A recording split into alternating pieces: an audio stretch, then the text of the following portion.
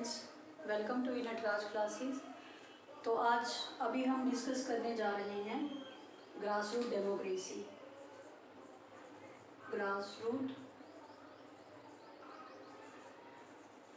Democracy, ये जो topic है ग्रास रूट डेमोक्रेसी, ये आपके सिलेबस में है यूजीसी नेट पॉलिटिकल साइंस। और ये टॉपिक जो है ये आपके गवर्नेंस में भी आएगा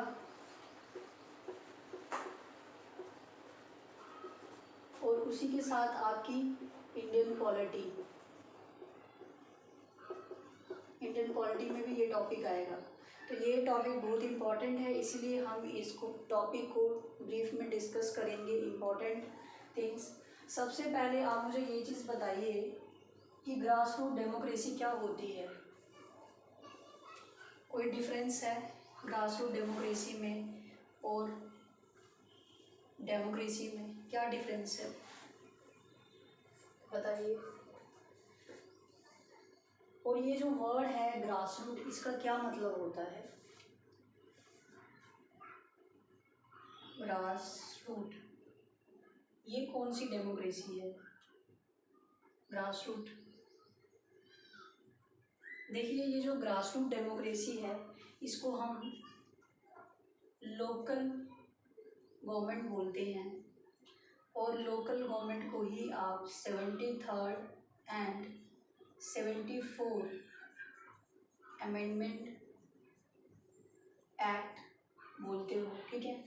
73rd 74 amendment act, local government के बारे में आप सभी ने पढ़ा होगा, लोकल गवर्नमेंट का क्या मतलब है।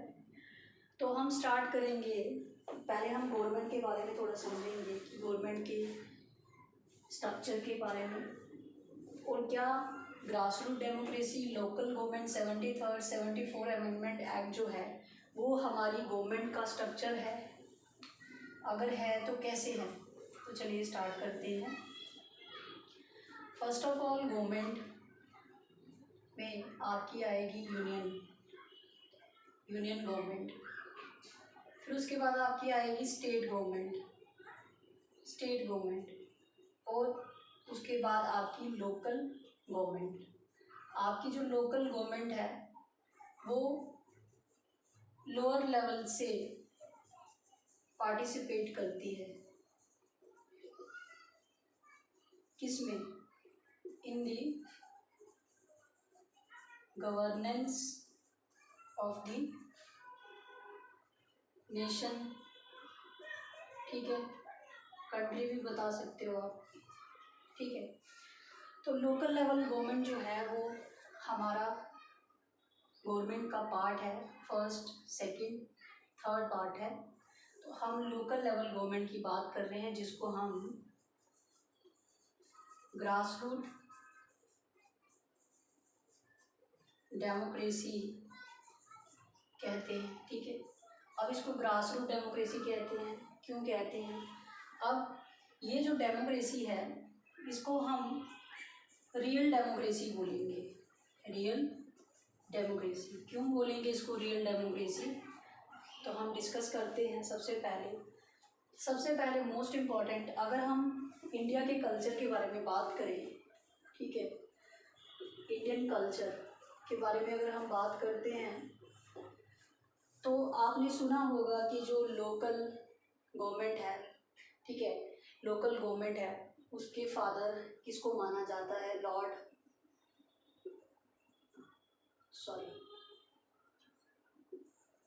लॉर्ड रिपन, ठीक है। इनको लोकल गवर्नमेंट का फादर माना जाता है क्योंकि इन्होंने ही इसको स्टार्ट करा था। बट अगर हम इंडियन कल्चर की बात करें तो इंडियन कल्चर में एक वर्ड है बहुत इम्पोर्टेंट, जिसको हम क्या बोलते हैं? पंच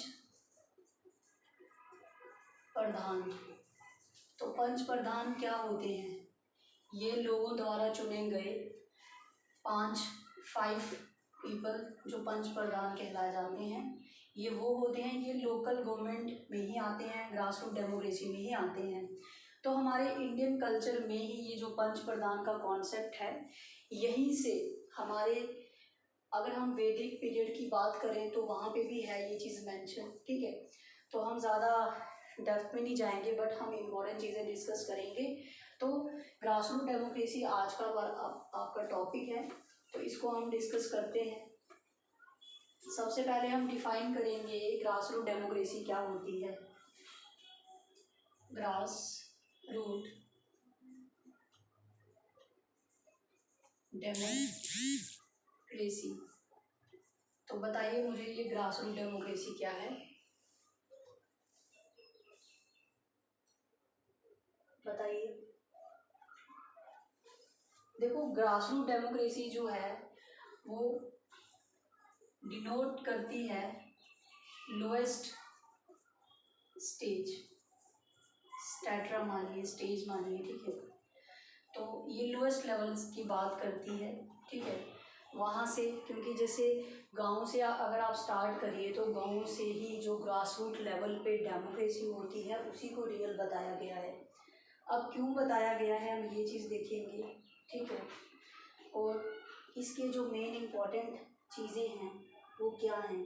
अब देखो डेमोक्रेसी, अगर मैं बोलूँ आपको व्हाट इज़ डेमोक्रेसी, डेमोक्रेसी का क्या मतलब होता है, तो डेमोक्रेसी क्या होती है, means expansion of political equality.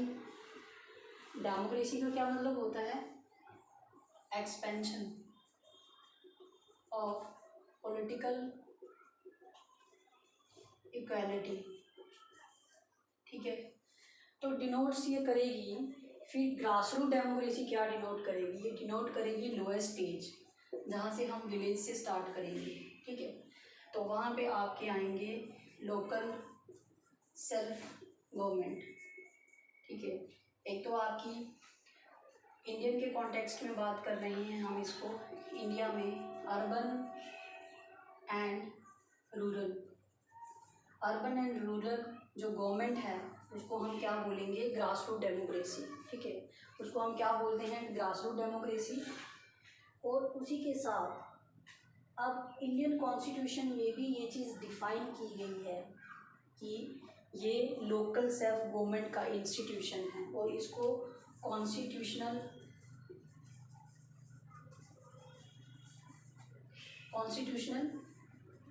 Body है ये, ठीक है। इसको रिकॉग्नाइज्ड किया गया है, ठीक है। तो ये है आपकी ग्रास रूट डेमोक्रेसी। और ग्रास रूट डेमोक्रेसी को हम रियल डेमोक्रेसी क्यों कहते हैं, तो ये हम समझेंगे रूशो के वर्ड्स में। रूशो ने एक बहुत ही अच्छी बात बताई है ग्रास रूट डेमोक्रेसी के बारे में। तो वो क्या बोलते हैं ग्रास रूट डेमोक्रेसी के बारे में, हम उस चीज़ को देखेंगे। वो जो फादर हैं रूशो, आपने पॉलिटिकल साइंस में रूशो को पढ़ा होगा, रूशो की सोशल कॉन्ट्रैक्ट थ्योरी, ठीक है। तो वो चीज़ आपने पढ़ी होगी। अब ग्रास रूट डेमोक्रेसी में रूशो बात करते हैं, ये अपने क्या व्यूज़ बताते हैं, ये हम जिनेवा से थे, ये इनकी बात कर रहे हैं। इनको तो फादर माना जाता है कंसेप्ट ऑफ पॉपुलर सॉवरेंटी का, ठीक है। ये फादर हैं पॉपुलर सॉवरेंटी के, इनका कॉन्सेप्ट है पॉपुलर सॉवरेंटी। ये क्या कहते हैं, ये कहते हैं कि जो इंग्लिश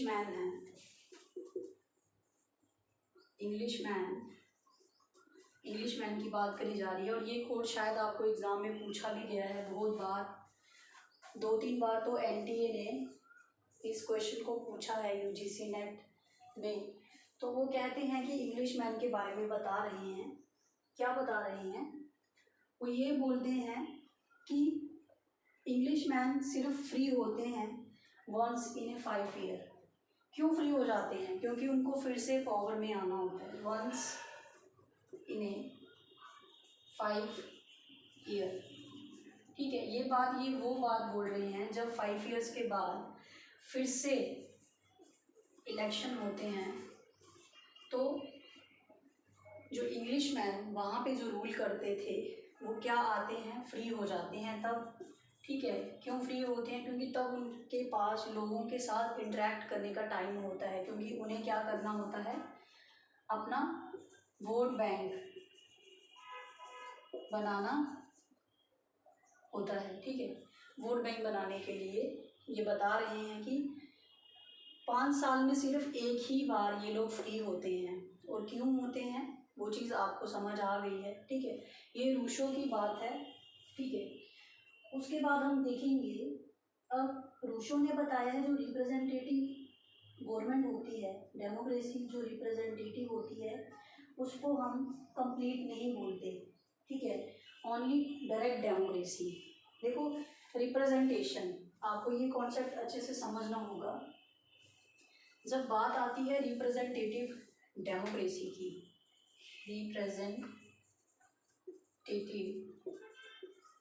डेमोक्रेसी, तो यहाँ पे क्या रहता है कि बहुत सारी स्टेट्स 1 2 3 ये अलग अलग स्टेट्स अपने मेंबर्स, MP, MLA उनको इलेक्ट करके वहाँ पे भेजा जाता है। ठीक है, लेकिन क्या जो लोअर लेवल पे पीपल होते हैं जो वोट कास्ट करते हैं, क्या उनको अपनी विल के अकॉर्डिंग वो मेंबर मिलता है जो गवर्नमेंट बनाता है?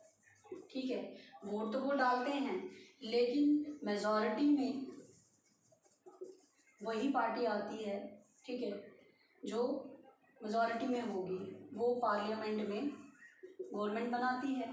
ठीक, तो वो ये कहना चाहते हैं जो रिप्रेजेंटेटिव डेमोक्रेसी है वो रियल नहीं है।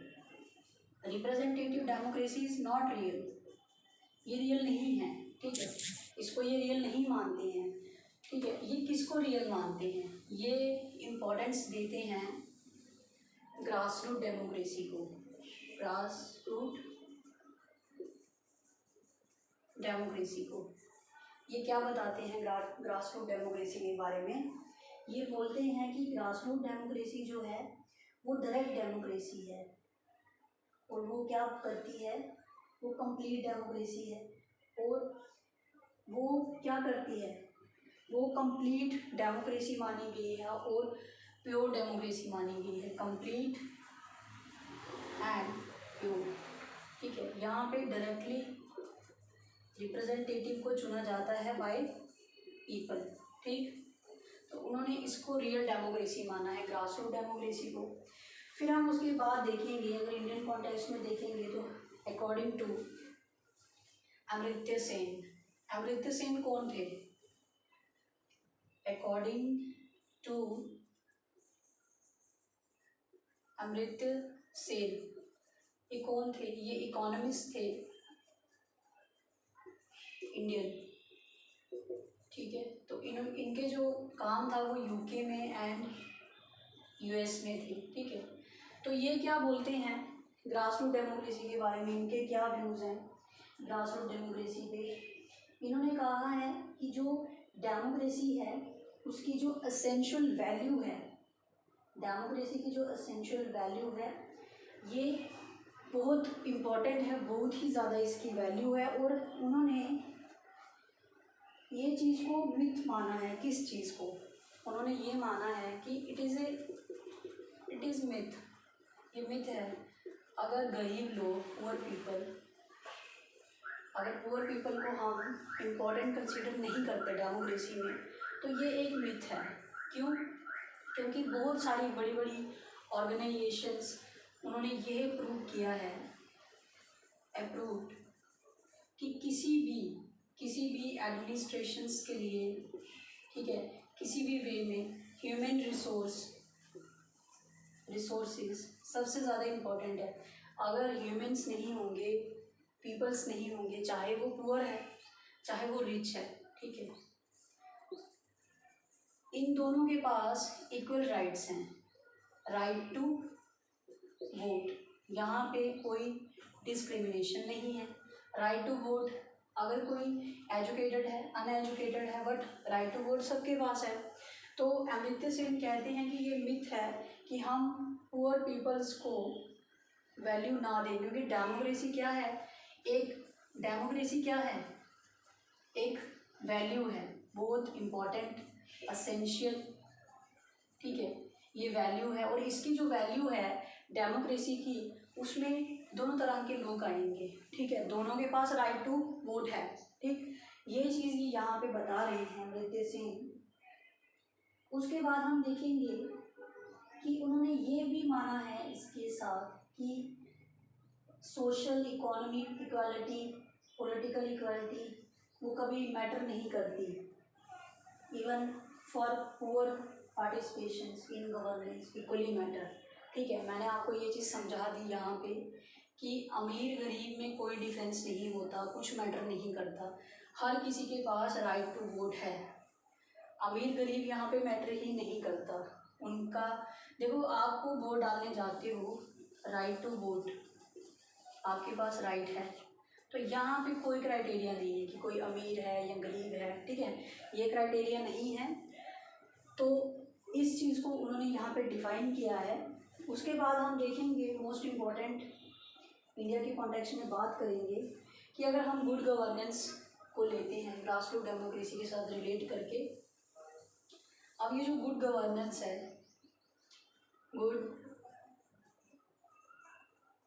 गवर्नेंस, ये क्या कहते हैं गुड गवर्नेंस, ये जो गुड गवर्नेंस है ये क्या कहते हैं ग्रास रूट डेमोक्रेसी के बारे में, इनके क्या पर्सपेक्टिव हैं।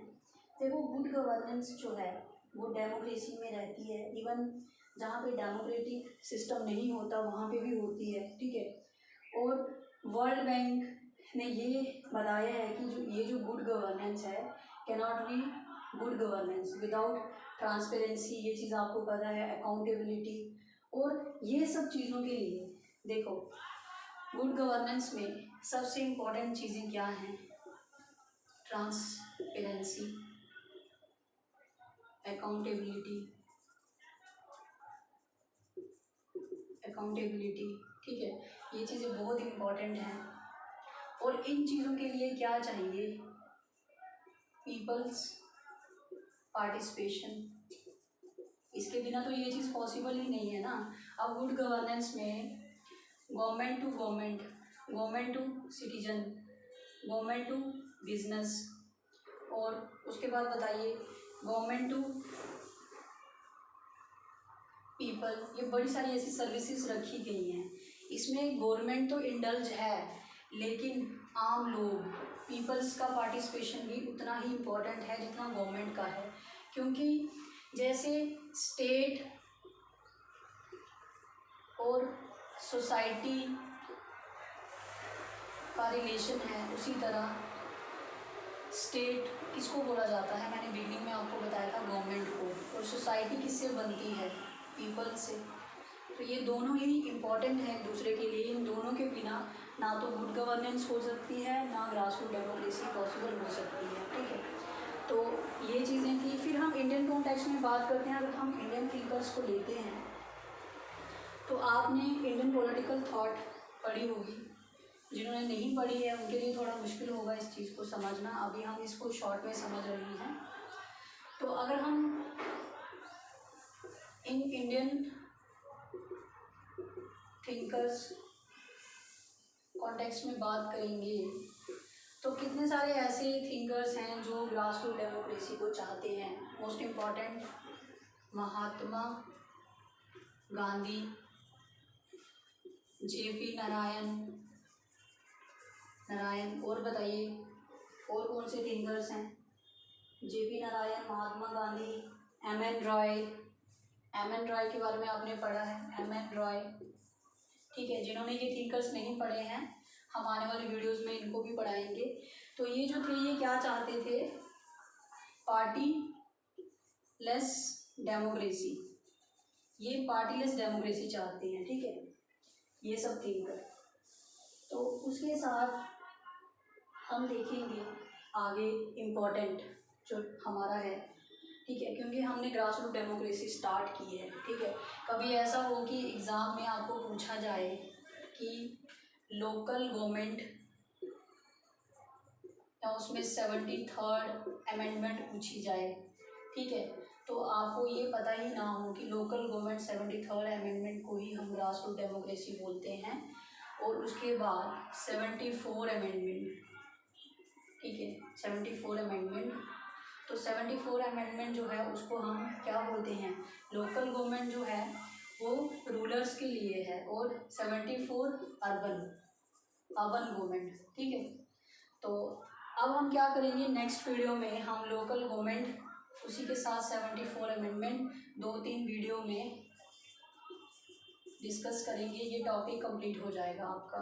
तो मैं उम्मीद करती हूँ आपको ग्रास रूट डेमोक्रेसी अच्छे से समझ आया होगा। Thank you.